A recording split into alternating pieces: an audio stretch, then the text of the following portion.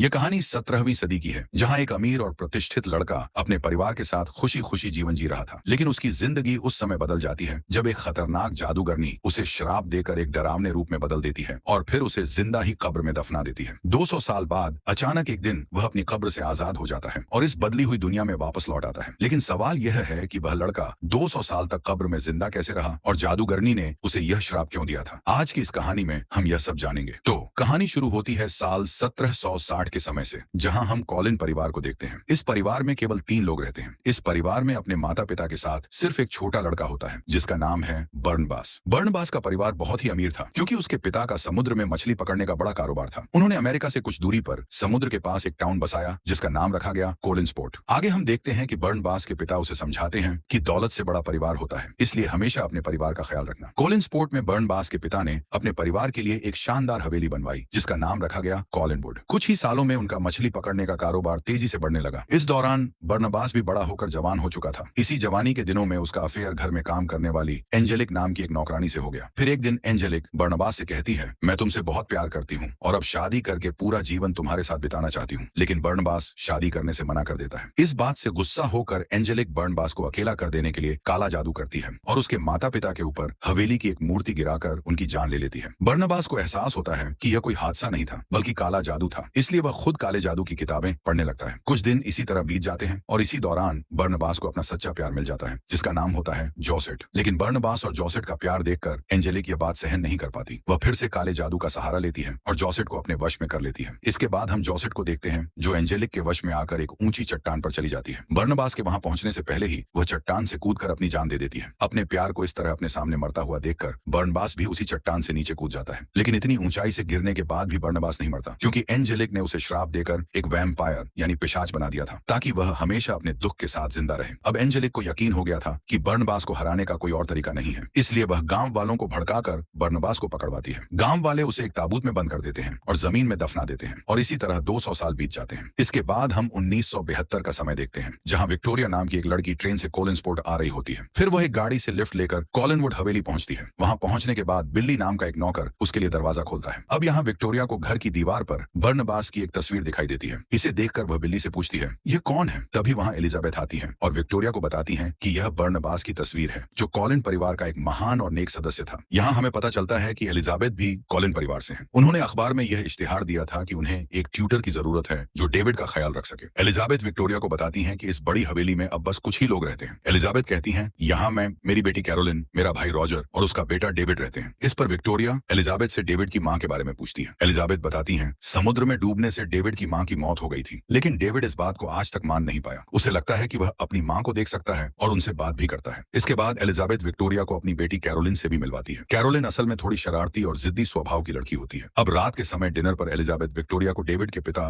Roger से भी मिलवाती है। उसी डिनर टेबल पर एक साइकेट्रिस्ट डॉक्टर जूलिया भी आती है। दरअसल डेविड अभी भी अपनी माँ को देख सकता है, जिसे लेकर एलिजाबेथ को लगा कि उसे एक मनोचिकित्सक की जरूरत है। इसी वजह से उन्होंने डॉक्टर जूलिया को बुलाया था जो पिछले 3 साल से वहीं रहकर डेविड का इलाज कर रही है। इसी बीच विक्टोरिया को थोड़ी दूर कोई सफेद चादर ओढ़े हुए नजर आता है। असल में डेविड यहाँ विक्टोरिया को डराने आया था, लेकिन वह नहीं डरी। अब आगे हम विक्टोरिया को देखते हैं जो अपने कमरे में कपड़े ठीक कर रही होती है। तभी वह देखती है कि कमरे के सामने कोई चादर ओढ़कर खड़ा है। उसे लगा कि डेविड फिर से उसे डराने आया है, इसलिए वह चादर हटाने जाती है। लेकिन चादर हटाते ही वहां जोसेट की आत्मा होती है। जोसेट की आत्मा विक्टोरिया को बताती है वह आ रहा है। यह कहकर आत्मा कुछ दूर चलती है और फिर गायब हो जाती है। अब दूसरी तरफ हम कुछ मजदूरों को देखते हैं जो जेसीबी से खुदाई कर रहे थे। खुदाई के दौरान उन्हें जमीन के नीचे कुछ सख्त चीज महसूस होती है। जब वे मिट्टी हटाते हैं तो उन्हें एक ताबूत मिलता है। असल में बर्नबास उसी ताबूत में कैद था। यह देखकर जब उनका सुपरवाइजर ताबूत पर लगी चेन को काटता है तभी बर्नबास अपनी कैद से आजाद हो जाता है। बाहर आते ही वह सभी मजदूरों पर हमला कर देता है और एक एक करके उनकी जान ले लेता है। इसके बाद वह अपने घर यानी कॉलिनवुड हवेली पहुंचता है। गार्डन में उसकी मुलाकात बिल्ली से होती है। वह बिल्ली को हिप्नोटाइज करके अपने वश में कर लेता है और उससे पूछता है, क्या इस घर में अब भी कॉलिन परिवार के लोग रहते हैं? जिस पर बिल्ली हाँ में जवाब देता है। इसके बाद बर्नबास घर के अंदर जाता है और हवेली की शाही चीजों को देखने लगता है। वह इन चीजों के बारे में बिल्ली को बताने लगता है। इसी दौरान उसे कैरोलिन और डेविड भी मिलते हैं। बर्नबास को देखकर कैरोलिन सोचती है कि शायद वह कोई पागल है जो शराब पीकर आया है, लेकिन डेविड उसे दीवार पर लगी बर्नबास की तस्वीर दिखाता है। इस पर बर्नबास कहता है, यह मेरी ही तस्वीर है। जब मैं यहाँ खड़ा था तब एक महान कलाकार ने इसे बनाया था। इतने में एलिजाबेथ वहां आती है और बच्चों को बर्नबास से दूर रहने को कहती है। डेविड कहता है, यह खुद को हमारा रिश्तेदार बता रहा है, लेकिन एलिजाबेथ उसे एक धोखेबाज समझती है। वह बर्नबास को एक दूसरे कमरे में ले जाकर कहती है, अगर यह कोई मजाक है तो इसे यहीं खत्म करो। बर्नबास खुद को साबित करने के लिए एक गुप्त दरवाजा खोलता है और एलिजाबेथ को वहां से होते हुए एक खुफिया तहखाने में ले जाता है। इस तहखाने के बारे में एलिजाबेथ को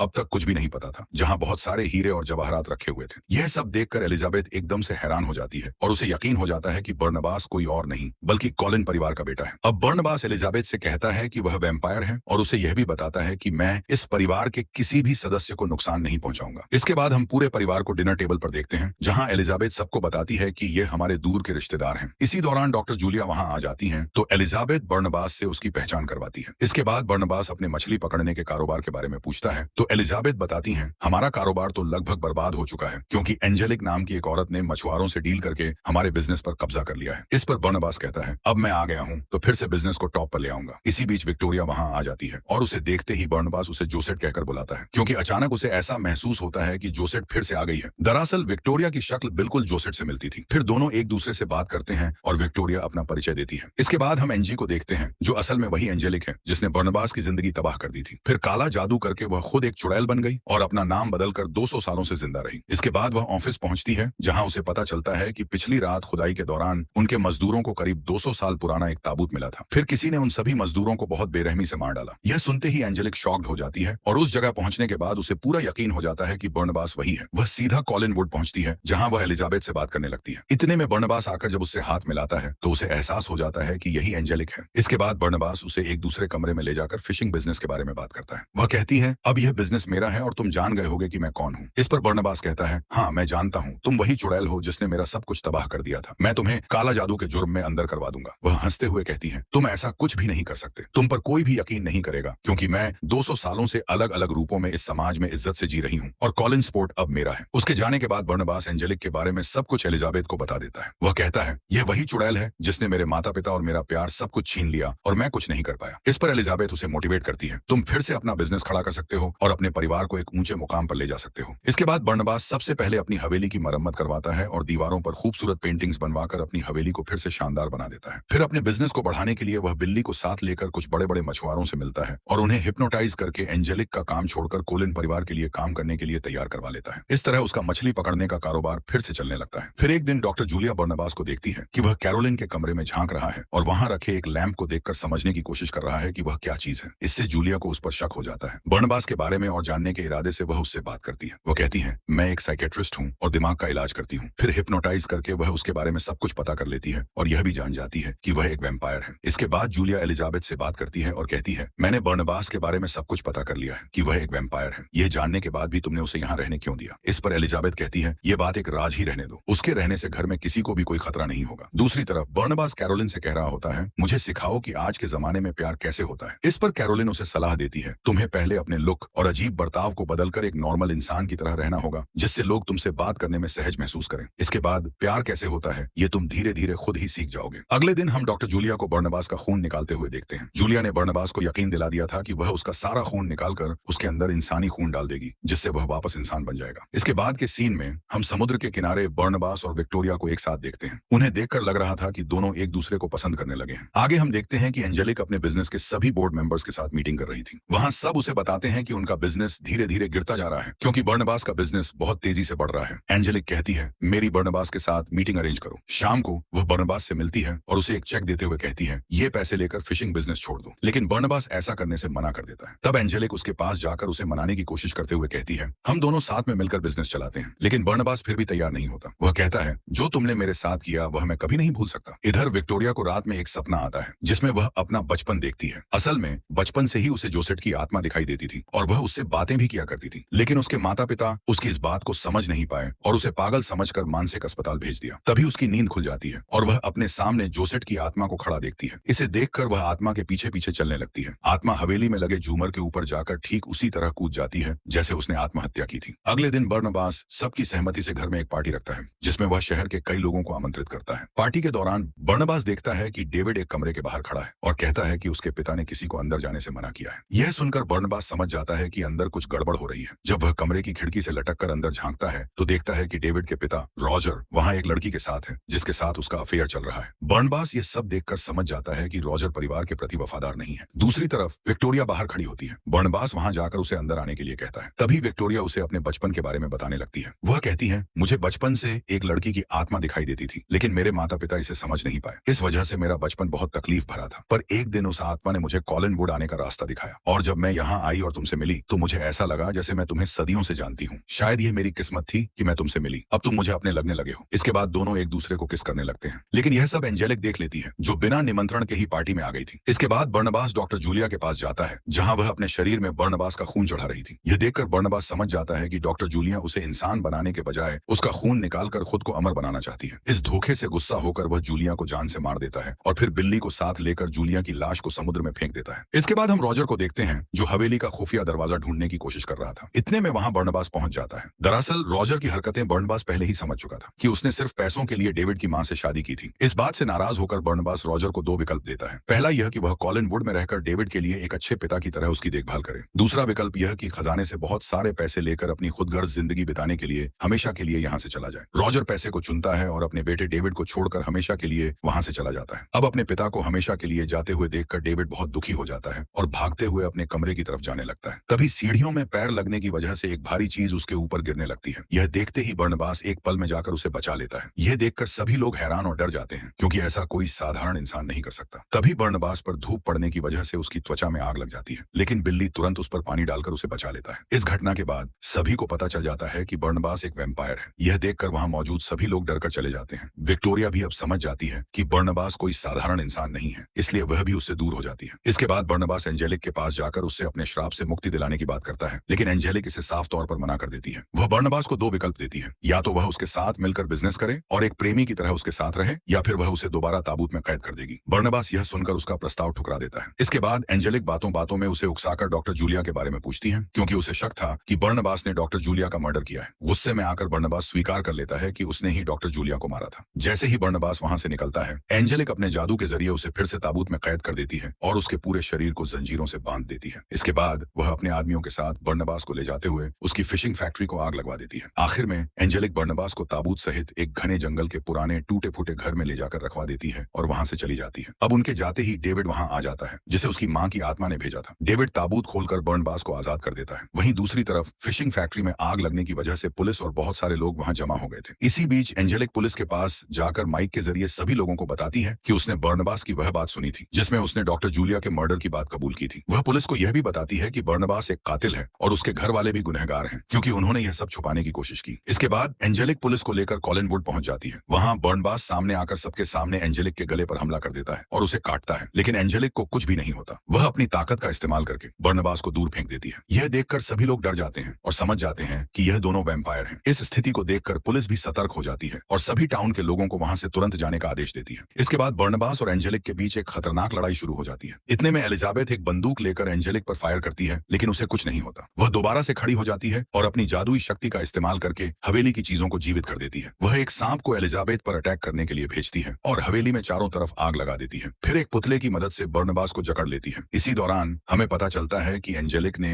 अपनी जादुई शक्तियों से कैरोलिन को एक खूंखार वुल्फ में बदल दिया था। कैरोलिन सामने आकर एंजेलिक पर टूट पड़ती है और उसे मारने की कोशिश करती है, लेकिन एंजेलिक अपनी ताकत से उस पर भारी पड़ती है और कैरोलिन को मारकर बेहोश कर देती है। इसके बाद एंजेलिक बर्नबास के पास जाकर उसे मारने वाली होती है। वह कहती है, मैंने तुम्हारा सब कुछ तबाह कर दिया और डेविड की मां डूबकर नहीं मरी थी, बल्कि मैंने ही उसे मारा था। तभी वहां डेविड आकर कहता है, उसे छोड़ दो, नहीं तो मेरी मां तुम्हें मार डालेगी। इसी दौरान हम देखते हैं कि डेविड की मां की आत्मा सामने आती है और अपनी शक्ति से एंजेलिक पर हमला कर देती है। एंजेलिक बड़े से झूमर से टकराकर गिर जाती है। इसके बाद बर्नबास भी उस पुतले की जकड़ से छूट जाता है और सबको बाहर जाने के लिए कहता है। फिर वह एंजेलिक के पास जाता है और उसे समझ आता है कि एंजेलिक जैसी चुड़ैल का अंत इस झूमर के टूटने से होना था। अब देखते ही देखते एंजेलिक की मौत हो जाती है। दूसरी तरफ हम विक्टोरिया को देखते हैं, जो उसी चट्टान की ओर जा रही होती है जहां से गिरकर जोसेट ने आत्महत्या की थी, क्योंकि वह जान चुकी थी कि बर्नबास एक वैम्पायर है और एक साधारण इंसान और एक वैम्पायर कभी एक नहीं हो सकते। अब बर्नबास उसे ढूंढते हुए जल्दी से उस चट्टान पर पहुंच जाता है और गिरने से पहले उसे पकड़ लेता है, पर वह कहती है, हम दोनों कभी भी एक नहीं हो सकते, क्योंकि मैं एक साधारण इंसान हूँ। अब एक ही रास्ता है, तुम मुझे भी अपनी तरह वैम्पायर बना दो। लेकिन बर्नबास इस बात के लिए राजी नहीं होता। इसके बाद विक्टोरिया उस चट्टान से नीचे गिर जाती है। उसे बचाने के लिए बर्नबास उससे पहले उसे काट लेता है, जिससे विक्टोरिया नीचे गिरने के बाद भी नहीं मरती, बल्कि वह भी एक वैम्पायर बन जाती है। अब ये दोनों एक दूसरे को देखकर खुश हो जाते हैं, क्योंकि दोनों एक जैसे हो गए हैं और हमेशा एक साथ रहेंगे। कहानी के आखिर में हमें समुद्र की गहराई में डॉक्टर जूलिया की लाश दिखाई जाती है, जिसकी आंखें खुल जाती हैं, क्योंकि बर्नबास ने उसे काट कर मारा था, जिससे वह भी एक वैम्पायर बन चुकी थी। और इसी के साथ कहानी यहीं पर खत्म हो जाती है। दोस्तों, उम्मीद है कि यह कहानी आपको पसंद आई होगी। मिलते हैं आपसे एक और मजेदार कहानी के साथ।